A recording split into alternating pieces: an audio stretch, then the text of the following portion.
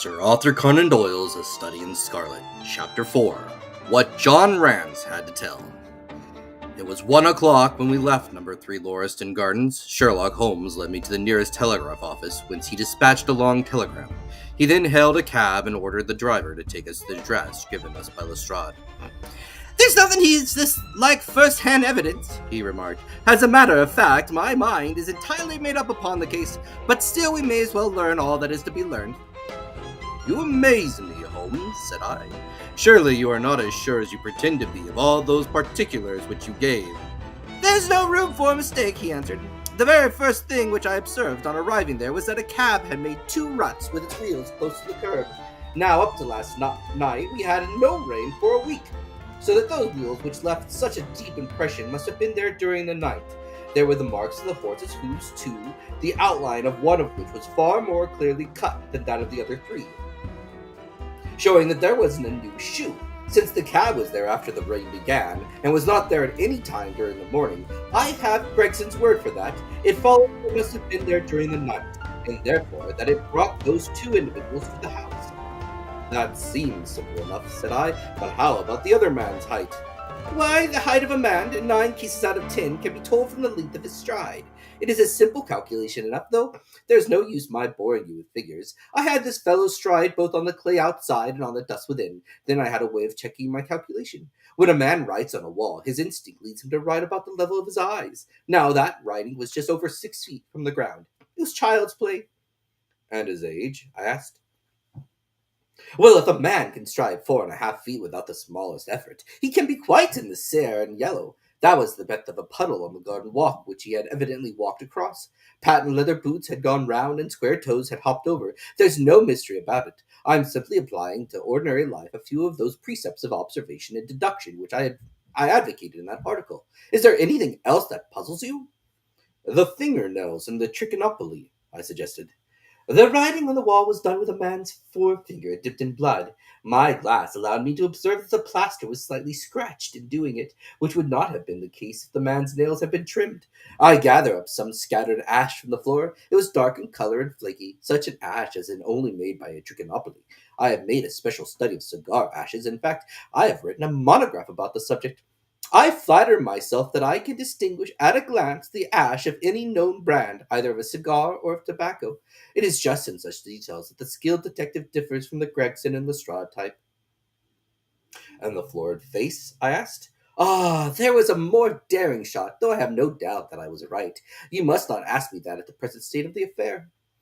I passed my hand over my brow. "My head is in a whirl," I remarked. "The more one thinks of it, the more mysterious it grows. How came these 2 men, if there were 2 men, into an empty house? What has become of the cabman who drove them? How could one man compel another to take poison? Where did the blood come from? What was the object of the murderer, since robbery had no part in it? How came the woman's ring there? Above all, why should the second man write up the German word Raka before decamping? I confess that I cannot see any possible way of reconciling all of these facts." My companion smiled approvingly. "You sum up the difficulties of the situation succinctly and well," he said. "There is much that is still obscured, though I have quite made up my mind on the main facts. As to poor Lestrade's discovery, it was simply a blind intending to put the police upon a wrong track by suggesting socialism and secret societies. It was not done by a German. The A, if you notice, was printed somewhat after the German fashion. Now a real German invariably prints in the Latin character, so that we may safely say that this was not written by one, but by a clumsy imitator who overdid his part. It was simply a ruse to divert inquiry into a wrong channel. I'm not going to tell you much more of the case, Doctor. You know a conjurer gets no credit when once he has explained his trick, and if I show you too much of my method of working, you will come to the conclusion that I am a very ordinary individual after all." "I shall never do that," I answered. "You have brought detection as near an exact science as it ever will be brought in this world." My companion flushed up with pleasure at my words, and the earnest way in which I uttered them. I had already observed that he was as sensitive to flattery on the score of his art as any girl could be of her beauty. "I tell you one other thing," he said. "Patent leathers and square toes came in the same cab, and they walked down the pathway together as friendly as possible, arm in arm in all probability. When they got inside, they walked up and down the room, or rather, Patent Leather stood still while Square Toes walked up and down. I could read all that in the dust, and I could read that as he walked he grew more and more excited. That is shown by the increased length of his strides. He was talking all the while, and working himself up, no doubt, into a fury. Then the tragedy occurred. I've told you all I know myself. Now, for the rest is mere surmise and conjecture. We have a good working basis, however, on which to start. We must hurry up, for I want to go to Hall's concert to hear Norman Neruda this afternoon. This conversation had occurred while our cab had been threading its way through a long succession of dingy streets and dreary byways, and the dingiest and dreariest of them our driver suddenly came to a stand. "That's Ollie's courtin' there," he said, pointing to a narrow slit in the line of dead-colored brick. "You'll find me here when you come back." Audley Court was not an attractive locality. The narrow passage led us into a quadrangle paved with flags and lined by sordid dwellings. We picked our way among groups of dirty children and through lines of discolored linen until we came to number 46, the door of which was decorated with a small slip of brass on which the name Rance was engraved. On inquiry, we found that the constable was in bed, and we were shown into a little front parlor to await his coming. He appeared presently, looking a little irritable at being disturbed in his slumbers. "I made my report at the office," he said. Holmes took a half-sovereign from his pocket and played with it pensively. "We thought that we should like to hear it all from your own lips," he said. "I shall be most happy to tell you anything I can," the constable answered, with the eyes upon the little golden disc. "Just let us hear it all in your own way, as it occurred." Rance sat down on the horsehair sofa and knitted his brows as though determined not to omit anything in his narrative. "I'll tell you from the beginning," he said. "My time is from 10 at night to 6 in the morning. At 11 there was a fight at the White Hart, but the bar that all was quiet enough on the beat. At 1 o'clock it began to rain, and I met Harry Mercer, him who has the Holland Grove beat, and we stood together at the corner of Henrietta Street a-talking. Presently, I may be about 2 or a little after, I thought I would like to take a look around and see that it was round down to Brighton Road. It was precious dirty and lonely. Not a soul did I meet all the way down, though a cab or two went past me. I was strolling down, thinking between ourselves how uncommon handy a four of gin hot would be, when suddenly the glint of a light caught my eye in the window of that same house. Now I knew that them 2 houses in Lauriston Gardens was empty on account of him that owns them, who won't have the drain seen to, though the very last tenant what lived in there, one of them died of typhoid fever.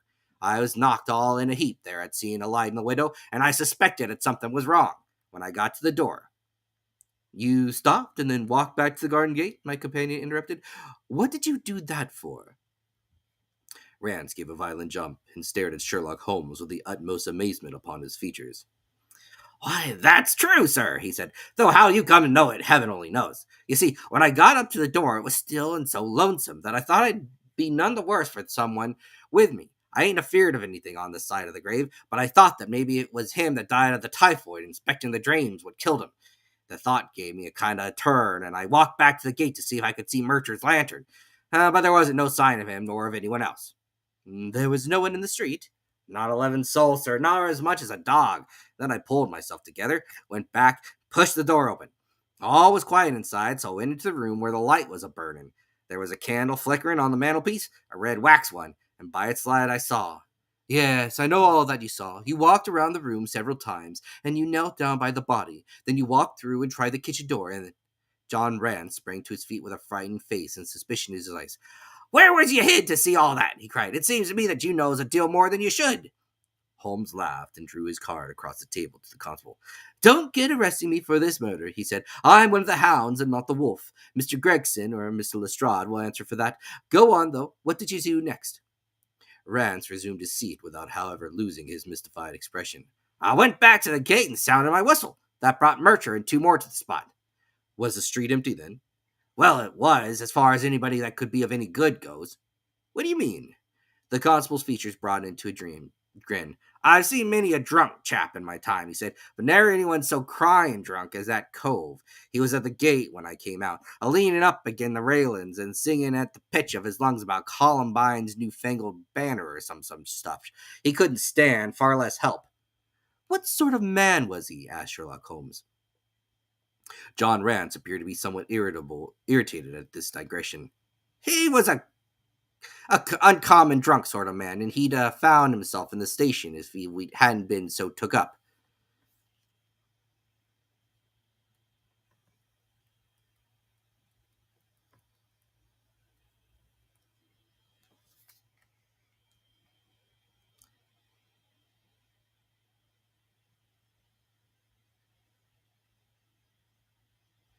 His face, his dress, didn't you notice them? Holmes broke in impatiently. I should think I did notice him, seeing that I had to prop him up, me and Murter between us. He was a long chap with a red face, the lower part muffled around. That will do, cried Holmes. What became of him? We'd have enough to do without looking after him.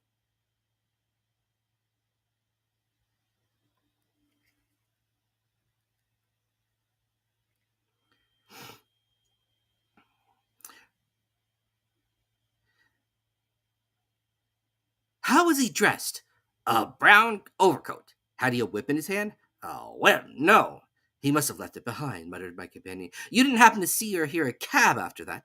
No. There's a half sovereign for you, my companion said, standing up and taking his hat. I'm afraid, Rance, that you will never rise in the force. That head of yours should be for use as well as ornament. You might have gained your sergeant's stripes last night. The man whom you held in your hands is the man who holds the clues of this mystery, and whom we are seeking. There is no use of arguing about it now. I tell you that it is so. Come along, doctor. We started off the cab together, leaving our informant incredulous but obviously uncomfortable. That blundering fool, Holmes said bitterly as we drove back to our lodgings. Just to think of his having such an incomparable bit of good luck and not taking advantage of it. I'm rather in the dark still. It is true the description of this man tallies with your idea of the second party in the mystery, but why should he come back to the house after leaving it? That is not the way of criminals. The ring, man, the ring. That was what he came back for. If we have no other way of catching him, we can always bait our line with a ring. I shall have him, doctor. I'll lay you 2 to 1 that I have him. I must thank you for it all. I might not have gone but for you, and so I have missed the finest study I've ever come across. A study in scarlet, eh? Why shouldn't we use a little art jargon? There's the scarlet thread of the murder running through the colorless skein of life, and our duty is to unravel it, and isolate it, and expose every inch of it. And now for lunch, and then for Norman Neruda. Her attack on her bowing are splendid. What's this little thing of Chopin's she's playing so magnificently? Tra-la-la-li-li-la. Leaning back in his cab, this amateur bloodhound carolled away like a lark while I meditated upon the many-sidedness of the human mind.